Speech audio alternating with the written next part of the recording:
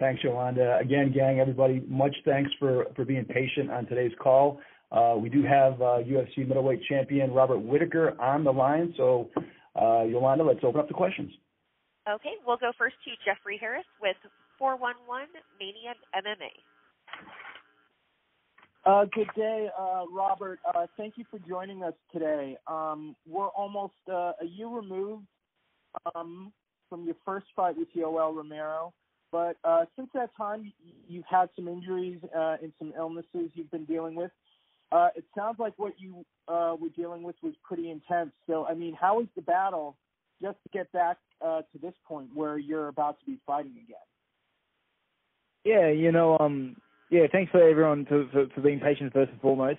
Secondly, being sick and getting injured, I think it's all part of the game. And you know what they say, when it rains it pours. So when I got sick, I got really sick. I'm pretty blessed in the fact that I don't generally get sick, but I guess when I get sick, I do it properly, right? I ended up getting a staph that got out of hand, and then at the end of that, I ended up getting chickenpox, and chickenpox is by far the worst thing I have ever had in my life. I tell people about it and they laugh at me, but I tell them it is nasty. Now, Robert, this situation, did it disappoint you at all how things concluded with Michael Bisping and George St. Pierre, where we had a situation where George St. Pierre, he ended up winning the title and ended up relinquishing it, making you the full undisputed champion, and you ended up not fighting either of those men. Did it disappoint you how that ended up?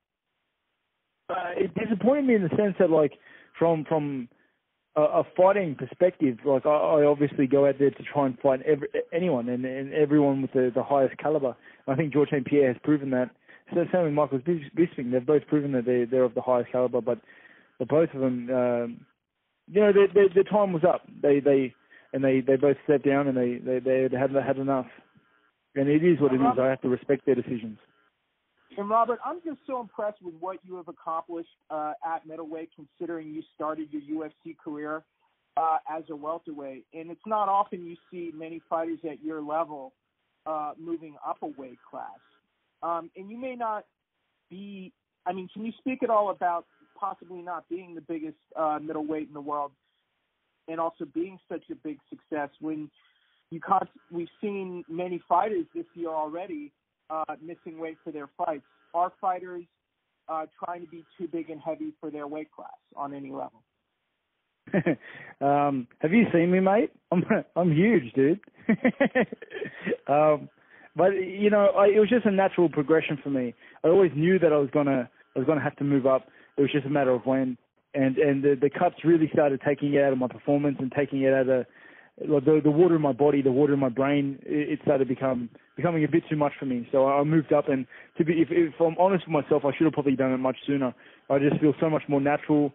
I hold a lot of my weight well. I don't think I'm as light as people give me credit for. I think I'm a little bit bigger than that. But I think I hold my speed well. My power has definitely gone through the roof, and my endurance and ability to take shots as well has also increased. All right. So middleweight's your natural weight, but do you think more fighters maybe need to be fighting at their natural weight instead of trying to cut too much? I think it's a fine line.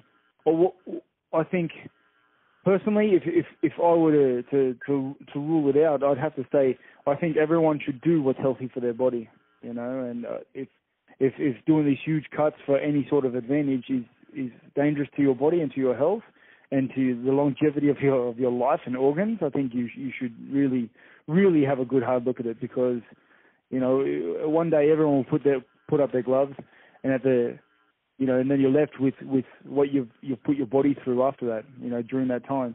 So I think it's important that everyone just focuses on their health and does what's good for their body. Thank you for joining us today, Robert, and good luck at UFC 225. No, thank you so much for having me. Thank you. We'll go next to Damon Martin with FlowCombat.com. Hey, Robert. First question, I wanted to ask you about Michael Bisping, because obviously he retired this week, and I know you were supposed to fight him at one time. It didn't come together. I know you guys had kind of gone back and forth a little bit when he was champion, but I just want to get your thoughts on him, as he retires from the sport, this week. Yeah, I think he's a true warrior. I really do. He's done it all. You know, he's lost, he's won, and he's become champion. He's a true test of endurance and determination. I really do. I think a lot of people can learn a thing or two watching his career. In terms of fighting him, you know, from one fighter to another, there's a lot of respect in terms of wanting to fight each other. There would have been a lot of respect there and a lot of honour earned. But I'm happy not to have fought him, just due to the fact that I've always liked him. And if I'm going to be honest with myself, I was a bit of a fan of his, to be honest. It's been a year, basically almost a year since you fought, and I know it's been tough for you to be out, but how much have you paid attention to the middleweight division, you know, in your absence? With Luke Rockhold, it seems like he's leaving the division. You got Chris Weidman, Kelvin Gastelum's obviously coming off a couple of big wins. Like, what are your thoughts on the state of the middleweight division, you know, since you've won the title? I don't care, to be honest. I never have. And even when I was going up, or now that I'm champion, I still don't care. It's UFC line up the number one contender in front of me, and it's my job to knock him down. And you know, if that ever changes, then it's my job to take on whoever they put in front of me until I'm back at the top. It's just that is my journey, that is my path, that is my craft. That's what I do. You obviously beat Yoel last year, and, you know, you couldn't help the fact that you got sick and had to take some time off. But, you know, what are your thoughts on fighting him back-to-back? I know a lot of times it doesn't happen very often, and you beat a guy, and now you've got to kind of go back through the motions again. I mean, how were your thoughts on that? I mean, is it just part of the sport because you were out, or were you kind of disappointed that it didn't end up being somebody else? Like, what were your thoughts on that? No, it's a pain in the ass, to be honest. It was a very hard and tiring first fight, and have to back that up with the same fight again. It's certainly a pain, but no, it'll be another good fight. It was a good hard fight. I think it was a good fight to watch. I think the crowd and all the fans out there loved watching the fight. And then one of my biggest goals is to just bring exciting fights and fights that bring a lot of honor to me and my family. Is there a part of you that feels like you want to, you know, kind of put an extra stamp on this fight? Because the last fight, he came out very strong early. I know he hurt your knee early, and you were able to come back and, you know, really have a strong, you know, final 3 rounds in that fight. Is there a part of you that kind of wants to put a stamp on this, get a finish, or really dominate him and just kind of leave no question? I try to do that every fight. I don't know if sometimes I don't look like I am, but generally I'm trying to do that every fight. Last fight with him, 25 minutes, I was trying to finish him. He's a tough guy. And then I got tired, and he was still tough, and I wasn't hitting as hard. But this fight, as far as I'm concerned, I had 25 minutes to try and finish him to try and finish him. And I'm going to use every single second of those minutes to try and achieve that. And last one for me, Robert. You know, you've always said you're just going to fight whoever the UFC puts in front of you. It's not your job to call out people. But in this day and age where we are seeing these champion versus champion fights, we're seeing Stipe in D.C. There was talk about Dillashaw and Johnson.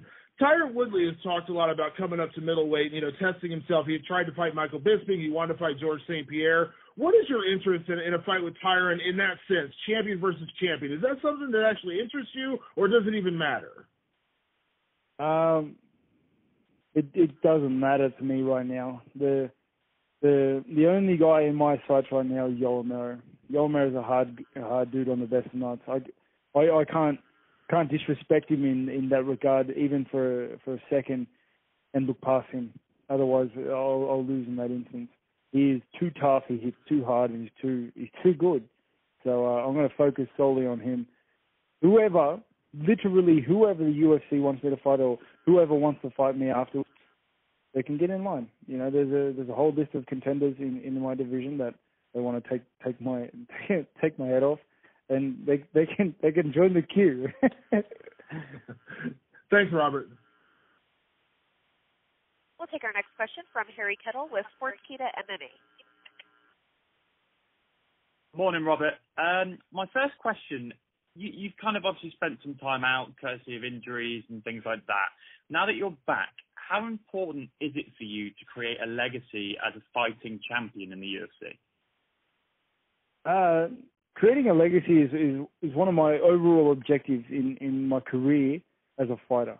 And it didn't stop when I got sick. That is part of the legacy, and that is part of my journey. Being sick and going through those turmoils and hardships is what makes the reward so sweet, or what makes getting over those bumps and those obstacles so glorifying. And when we look elsewhere on this, obviously 225 card, you've got Megan Anderson and Tai Tuivasa. How excited are you to kind of have this kind of Australian invasion of sorts on this card in Chicago? And how does it feel to be, the focal point really of your region's MMA scene? Yeah, it's an honour to be, I guess, one of the leaders in the flagship that's Australian MMA. And for it's always been one of my passions is to increase the popularity of the sport and the growth of the sport of mixed martial arts in Australia, so that the younger guys coming up through the ranks can seriously look at MMA as a career opportunity. And if we just go back to obviously when Romero fought Rockhold and inevitably beat him, before that fight, were you kind of preparing yourself, even though the fight obviously didn't take place because of your injury, were you preparing yourself for the possibility of fighting Rockhold, or did you kind of think in the back of your mind that Romero had it in him to finish him, and this was kind of maybe destined to happen again, if you want? Well, I was preparing for Rockhold during that whole prep, and until I got sick, and then once I got sick, what they were doing and who I was going to fight next didn't matter to me. Everything I was doing was just focusing on getting better and trying to get over the sickness. There wasn't an after at that point. I was just going through the motions. And one final one from me. Given obviously that this is a rematch, is there one thing that you're kind of expecting him to change right from the word go when you get in the octagon and the fight starts? Is there one thing you're thinking to yourself, I can tell that he's going to do this one thing differently, specifically to try and get an advantage that he didn't have last time? I don't think there is anything he can do that can give him more of an advantage than he had last time, to be honest. I don't think he has it in his... I don't think he can change that drastically at his age and in this little amount of time before the fight. I just don't see it. If he does, then I'm sure I'll adapt and I'll be prepared. It's kind of what I do. But I just don't see it. But I tell you what, I've got a bag of new tricks that I'm looking forward to bringing out and throwing at him. Thanks, mate. Can't wait to see them. All the best next weekend. Thank you very much, mate. We'll take our next question from Akhilesh Ganavarachu with MMAindia.com. One champ, thank you for taking the time. Firstly, I want to ask you this. Does it kind of feel a little overwhelming, perhaps, that your first defense against someone you defeated in your last fight?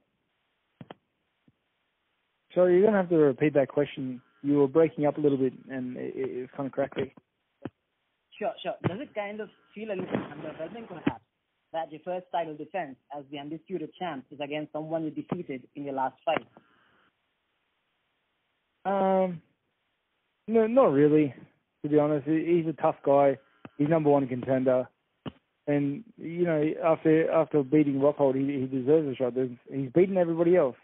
It's just me and him now. So, and then defending the belt doesn't mean much to me. My ultimate goal is just to fight the top dogs, to fight the boogeyman, the bad guys. So, I look forward to fighting Romero. All right, and the first time around, you fought and kind of as it looks. Is that something that at the back of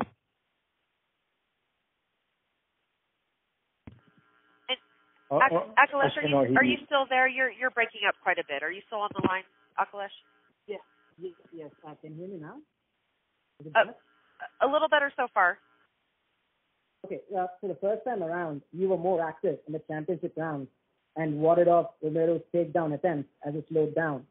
Is that kind of something that's at the back of your head to push your way for all 5 rounds?